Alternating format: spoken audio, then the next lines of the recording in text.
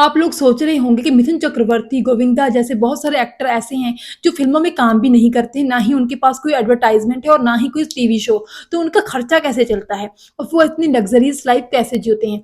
तो इन इसके बारे में भी हम आपको बताते हैं। दरअसल ये फ़िल्म स्टार इनको पता होता है कि जब तक इनकी फ़िल्में कामयाब हो रही हैं, जब तक इनको इनको फ़िल्मों में काम मिल रहा है तब तक ही इनके घर में पैसा आना-जाना है, लेकिन उसके बाद इनके घर में पैसा आना-जाना बंद हो जाता है। तो ये लोग उस टाइम पे जब ये अपने करियर के पीक पर होते हैं, ये बहुत सारी जगहों पर, बहुत सारे बिज़नेस में अपना पैसा इन्वेस्ट कर देते हैं। ऐसे ही एक एक्टर हैं मिथुन चक्रवर्ती जिन्होंने अपना पूरा पैसा जो है बहुत सारी जगह पर, बहुत सारी प्रॉपर्टीज़ में, बिज़नेस में इन्वेस्ट किया है। दरअसल मिथुन चक्रवर्ती ने 2-3 बंगले खरीद रखे हैं, एक तो मुंबई के पास ही है और एक मुंबई के बाहर है, मिड आइलैंड में उनका एक बंगला है। उसके अलावा मिथुन चक्रवर्ती का कोलकाता में भी एक बंगला है। मुंबई में तो उनका बंगला है ही, उसके अलावा भी मिथुन चक्रवर्ती का ऊटी में भी एक बंगला है।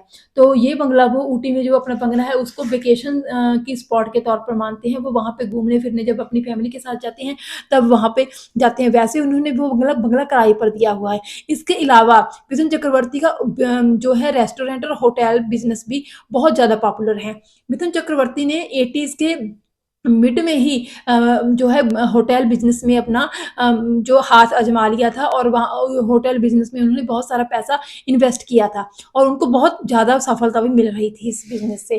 कहा तो जाता है कि ऊटी में भी उनके बहुत सारे मतलब होटल हैं, रेस्टोरेंट वगैरह हैं, जहाँ से उनको बहुत ज़्यादा आमदनी आती रहती है। तो ये काम मिथुन चक्रवर्ती ने बहुत ही अच्छा किया कि उन्होंने अपना जो पैसा है, वो इन्वेस्ट किया सही जगह पे, सही बिज़नेस पे क्योंकि उनको पता था कि 90 के शुरू होते ही उनको पता लग गया था, वो ये बात समझ गए थे कि अपने करियर की वो पूरी तरह पीक पर अब नहीं है और उनका करियर जो है नीचे की तरफ ढलान की तरफ आ रहा है। तो उसी तरफ टाइम पे उन्होंने अपना पूरा जो पैसा है अपना बिजनेस की तरफ इन्वेस्ट कर दिया था। आज उनके बच्चों का, चारों बच्चों का फ्यूचर पूरी तरह सेफ है। उनके 4 बच्चे हैं, 3 उनके बेटे हैं जिन्होंने फ़िल्मों में ट्राई किया था लेकिन वो ज़्यादा कामयाब नहीं हो चुके हुए हुए।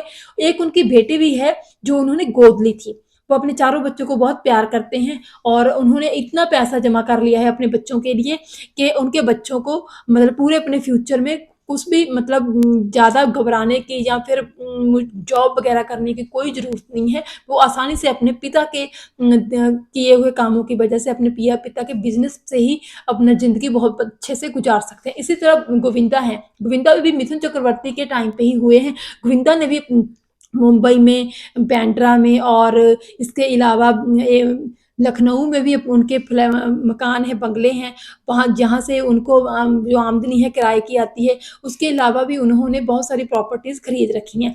तो इस तरह वहाँ से उनको बहुत ज़्यादा जो है पैसा आता रहता है। तो ये था मतलब कि बॉलीवुड के उस टाइम के एक्टर्स जो 80s के एक्टर्स की बात हम कर रहे हैं, जब उनके पास बहुत सारी फ़िल्में थी, बहुत सारा पैसा उनको आ रहा था, तो तब उन्होंने बहुत सारा पैसा अपना बिज़नेस वगैरह में मतलब होटल्स वगैरह में इन्वेस्ट किया। ऐसे ही जो सुनील शेट्टी हैं, उन्होंने भी अपना बहुत सारा पैसा बिज़नेस इन्वेस्ट किया और वो होटल्स में अपना काफ़ी पैसा उन्होंने इन्वेस्ट किया और उनको वहाँ से बहुत सारी जो आमदनी है वो आती रहती है।